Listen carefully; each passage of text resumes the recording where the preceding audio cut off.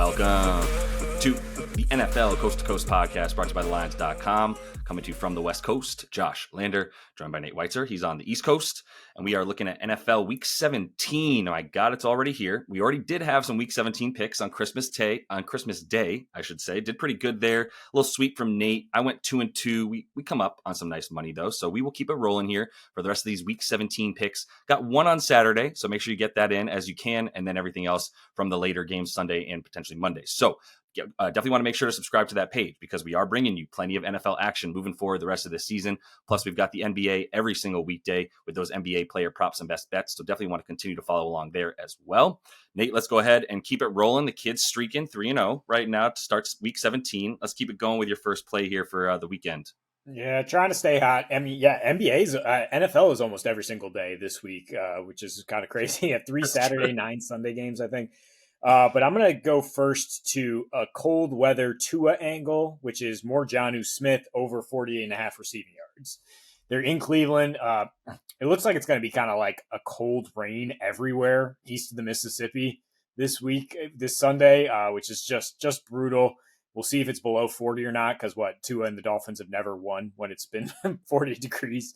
But what they've tried to do to offset those adverse conditions is get the ball out quick. I mean, that's actually what they've done everywhere because Tyreek Hill is not what he's been, and Jalen Waddle is, I think, out probably indefinitely at this point. So it's been Achane and Jonnu Smith basically on as the top targets and as like alternating basically to keep the defense honest because it's like fake out to Achane one side, underneath to Jonnu, and then like vice versa. And it's just like these two guys are interchangeable in terms of their opportunity share.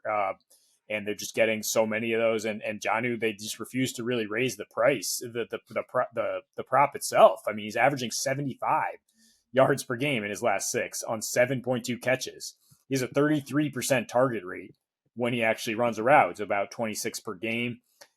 He is just an absolute yak monster. Second among tight ends, third in yards per route run overall, 84% catchable rate because Tua can put it on the money and put it on the money very quick. That's why you have such good yak, is because you're catching it with nobody around you. And the last time they were in a cold weather game, the Dolphins, he caught 10 of 11 for 113 in Green Bay.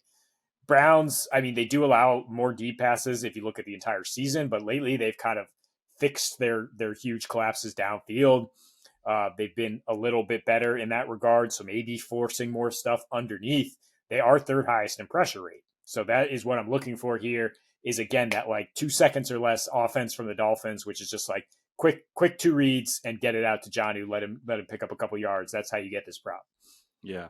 Jonnu's such a great athlete that it always did to me make sense to just give him the ball and let in more of those bubble screens and use him as an athletic tight end. And that's been the reason for his success within this offense is they were like, crap, Waddle is not doing it. Obviously it's not a Tyreek Hill season. We'll just put Jonnu Smith in the same position that we would probably put Jalen Waddle in some of these plays like we saw last week when he wasn't playing for that yak, like you said, which is what this Dolphins offense has been predicated on since McDaniel got there. But let me go to just a bell cow here, man. Just such a cash cow too. Chase Brown, 25.5 receiving yards. There's been 2 weeks this season where I took a Chase Brown rushing prop only to watch him get like 75 yards receiving. It was like, why would I do that? Why would I do that? Like, so I went ahead and just keep going back to the receiving for him. It's 25.5. You can get that still. You could also get 27.5 for a little bit better juice if you want, but you can still get some -110, -115 for the 25.5 receiving yards against a very, very, very good pass defense for the Broncos, except for against running backs. So let's just start with this. Usage monster. Since Zach Moss went down, that was week 8. That was 7 games ago for this squad. He's had 20-plus touches in 6 of those 7 games for Chase Brown. The one that he didn't, by the way, was the one where Jamar Chase played without T. Higgins, caught like 9 balls for 3,000 yards or whatever. And that just, there wasn't many drives left for Chase Brown to get the ball. Honestly, Jamar Chase was doing everything. But other than that, he's at about 5 receptions on about 39.5 receiving yards right now over the course of those last 7 games for Chase. 30 plus receiving yards in 5 of those 7 as well, and over in 5 of those 7, because when he's failed to hit 25, he's failed to hit, or when he's failed to hit 30, he's also failed to hit 25 receiving yards. But like I said, that top tier Denver defense is also so good because of the amount of pressure that it puts on the quarterback. So when you put a lot of pressure on the quarterback, that leads to those shorter routes run and those shorter passes, as we know. And that's obviously where we're going to see Chase Brown coming out of the backfield, even though he has been lined up in the slot a couple times. But either way, he's in a short yardage alignment, whether it's in the backfield or in the slot, and a lot of cutting across the middle of the field and then just outrunning guys, honestly, which is one of the best Madden plays of all time. As we know, the running back just running to the middle of the field. And this Denver team, they are in the top 5 in both pressure rate and blitz percentage. And that's part of the scheme, is to get to you and to limit limit the amount of time that the corners even need to be marking guys. But they are 30th, limiting receiving yards to the running back, because of everything that I just said about pressure and what their corners are doing on the outside, which is shutting a lot of guys down. So I do think this is going to be a big opportunity for Chase Brown, even though I'm not necessarily going under on anybody on the outside for the Bengals wide receivers. I think the running back's really good to get 30 plus again. Yeah, perfect way to play this game, because you got corners that can actually give Chase and Higgins some trouble. It looks like Riley Moss will be back here, maybe hold them down a little bit. And the Bengals, they can't run. So like, it's just like Brown has to be an extension of the running game as a receiver. And he's not, you're talking about the Texas route, I think, to get to the middle of the field, that always works in Madden, especially near the goal line. Yeah. I mean, he's got a pretty diverse route tree. He sometimes runs like a receiver down the field, and Burrow, as we know, putting it on the money. So like a lot in this game in terms of offense. Would also take some Bo Nix stuff, but that's Saturday afternoon. I'm sticking to Sunday, and I'm going under Aiden O'Connell, because good Lord, I love to do that. Under 233.5 passing and rushing yards. Like, we're adding like 8 rushing yards, I think, at books here, because he got 12 on 7 carries last week against Jacksonville, which is, that almost is his entire total on the season, 18 rushing yards. I mean, but not going to be scared of the passing here. I mean, in New Orleans, which I know that's why it's higher here, and I'll get to that in a minute. But first of all, I mean, Aiden O'Connell sucks. He's 35th in EPA among quarterbacks, 30th in yards per attempt. Just does not have much arm strength, 38th in air yards per game. So the 2 times he's gone over this season, Jacksonville, worst pass defense in the league, and KC, just like your total Black Friday fluke game, craziness, like he was being shut down for most of it, and then just drops a couple deep ones into Bowers, whatever. In both those games, he had 50 fewer air yards per game than actual yards on 37 attempts. So, like, that's the kind of game script you need, where it's just like he's able to dump it off and receivers just do it all for him to get him these 240 yards passing. And look, it's possible, but I mean, the second thing is, like, he has multiple hand injuries this year and can't hold on to the ball. He's fumbling, could get knocked out with an injury, which I think we've called a couple times here with Raiders quarterbacks, just like he's going to get benched or he's going to get injured, whatever. So he might not be able to finish this game. But yeah, looking at the Saints, I mean, they're coming off a 34-0 embarrassment in Green Bay, come back home. Obviously, that is a spot to probably target them in terms of getting a win. They're going to have Olave back. They might have Derek Carr back for some spicy revenge against the Raiders. I mean, he hasn't practiced yet, but I think he might be thinking about it. Maybe they don't have Kamara back, but they can possess the ball a little bit more. Look, if Derek Carr's ruled in, like, I am going right to the window on the Saints against this Raiders team that I don't trust. I don't trust Antonio Pierce to scheme things up to get Aiden O'Connell easy ones here. I mean, Saints have done a pretty good job on the tight end, especially under Rizzi. They've actually done a pretty good job against the pass in general under Rizzi here. It's a coaching advantage. And part of that's just because they get trucked on the ground. And what do we know about Antonio Pierce? He will hand it off 35 times if he's having any sort of success there. And if the Saints still can't stop the run, I mean, they got Madison, Abdullah, they'll just hand it off, try to limit mistakes. And even in the last 3 losses for the Saints, they've only allowed 22 passing yards per game because of that struggles with the rush, right? I mean, those are against absolutely elite quarterbacks. And Aiden O'Connell, as you guys have now heard, I do not believe to be elite. Well, Farva, as he's also known with that stash, like, I don't know, man, you got to be better at football before you start just like wearing these sort of goofy facial hair, whatever. But I don't know why you wouldn't. This has been another sort of cash cow in the right moments against Aiden O'Connell, and anything this high, like I'm actually surprised to see any kind of number up around 233, 235 for Aiden O'Connell in any way. I guess the Saints are that bad, but I don't know. I think he's actually worse than this Saints defense. So let me go to Terry, Scary Terry, and get over 69.5 receiving yards. Nice. for 100 for even money, for plus 100, for 100 units, whatever, for plus 100. Even money there for Scary Terry. He's at he loves playing with the Falcons, by the way, including 84 yards per game in his 3 career matchups. Do with that what you will. They're a lot of the same guys were around. They've gotten a little bit better than maybe last season with some of the additions, but they still are not getting any pressure on the quarterback. They're 29th in pressure rate for the Falcons. So I love Scary Terry, who's got a beautiful ADOT in the top 15 in the league right now. He's running a ton of long routes and getting those air yards, and has actually looked really good on these like 15-yard slant routes as well down the middle of the field. So I love that Jaden Daniels has opened up a lot more for him with the places that he can get him the ball all over the field. And that's going to be what I'm looking for here is the yards for him, as he's going to continue to get those air yards. And Atlanta on the road, really, really bad, allowing the 5th most pass yards per game on the road. And they're looking at 3 different receivers that have gotten 100 yards, including 2 on the same team, which would be Jordan Addison and Jay Jetta. They got 100. And then MVS in the aforementioned Saints game, Marquez Valdez Scantling, got the 100 as well. Got it, Scantling. And Terry, don't look now, already at 1,000 yards again. That would be the 5th straight season for Terry McLaurin to have 1,000 plus receiving yards. He's had 77 plus in 3 of the last 4, failed to get it last week against Philly. And I love that, because I think if he got his yards, he had 60. He still looked good. He had 5 receptions on 6 targets for the 60 yards that he got against Philly last week. But Philly, very, very, very, very, very good defense. Atlanta's sort of weak high safety cover, whatever you want to call that zone, is not against the pass. There's going to be a ton of yards in front of the safeties that are still going to be 15, 20 yards down the field. Plus, when Terry does fly by those guys, then he should be in position without getting bracketed the way that he did last week against Atlanta, and had to run a lot shorter routes. So if you wanted the 4.5 receptions and drink the juice at like minus 135, minus 140 for him to get 5 receptions, he's done that hyper consistently this season, about 75% hit rate on that for him to get the 5 catches. So I'm fine with that too, but I think the yards are where you're going to find the value. Plus 100, you could take a little ladder, get this up to like 80, 85 as well. And I think you're in a good spot to make some money off Scary Terry this week. Yeah, I would not take the receptions like straight up. I mean, he's a big play guy, and I think if this hits, it's because some of these deep balls are going to connect.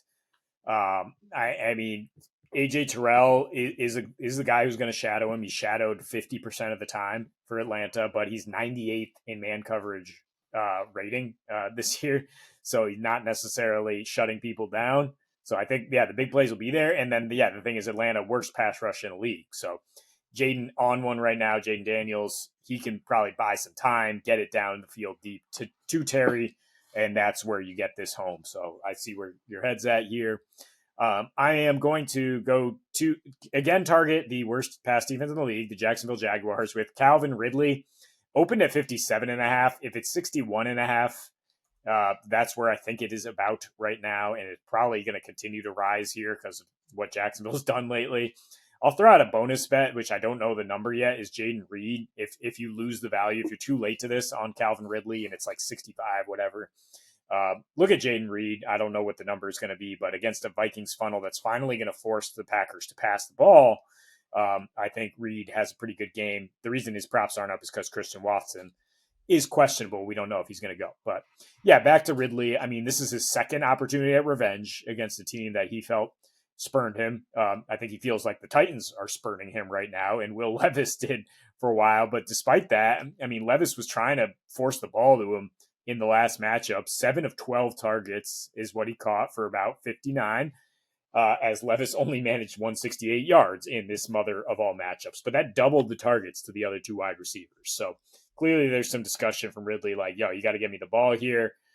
And now it's Mason Rudolph in there, who's definitely been a little more solid than Levis, 230 yards per game, completing 73%.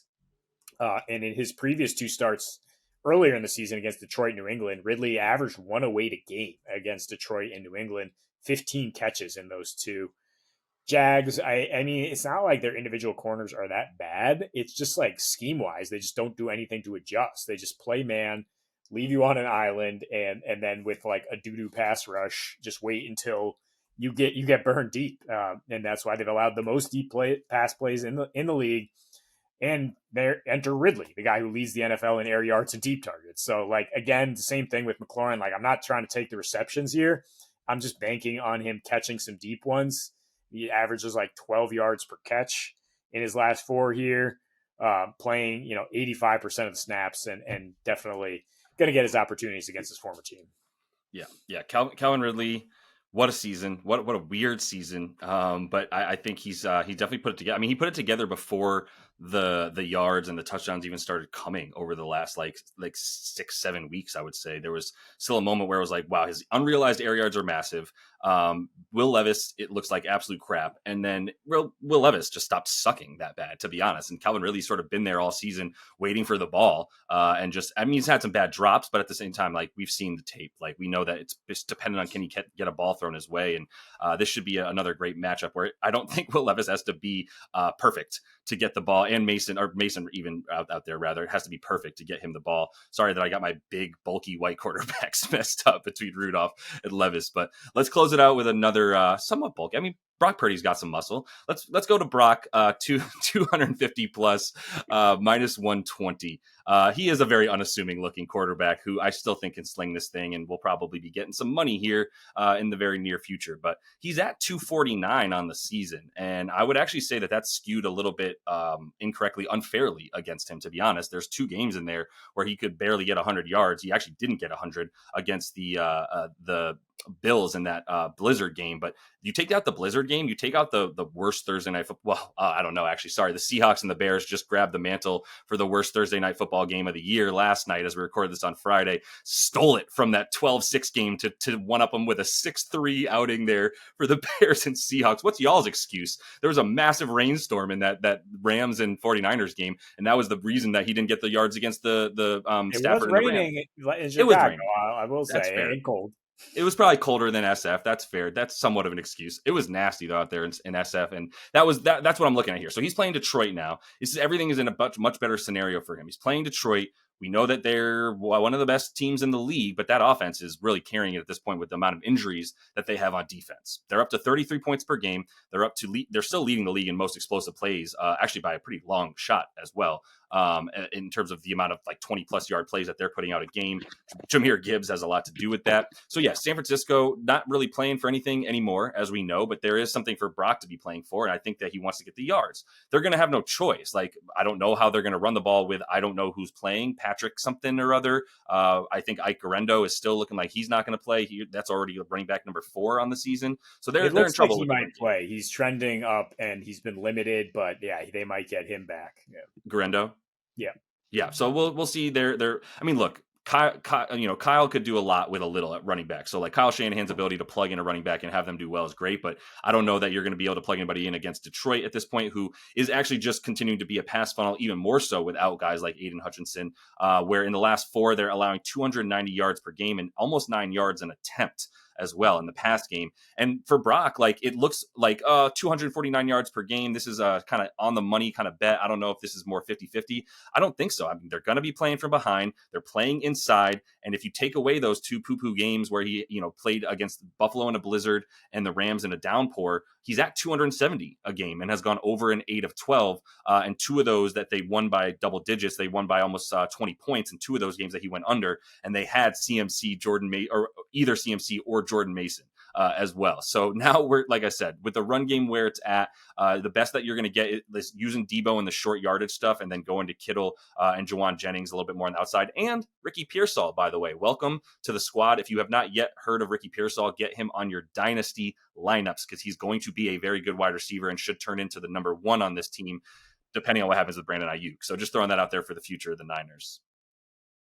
Yeah, no, I really like this one as well here in prime time. Yeah, it's Detroit, man. I mean, you could take an over. You can take over for the game. You can take a quarterback over, assuming they're going to be chasing points. If Guerrero plays, at least they have a little more balance. Like, you don't really want Patrick Taylor being in there and then the Lions being like, all right, drop everybody back.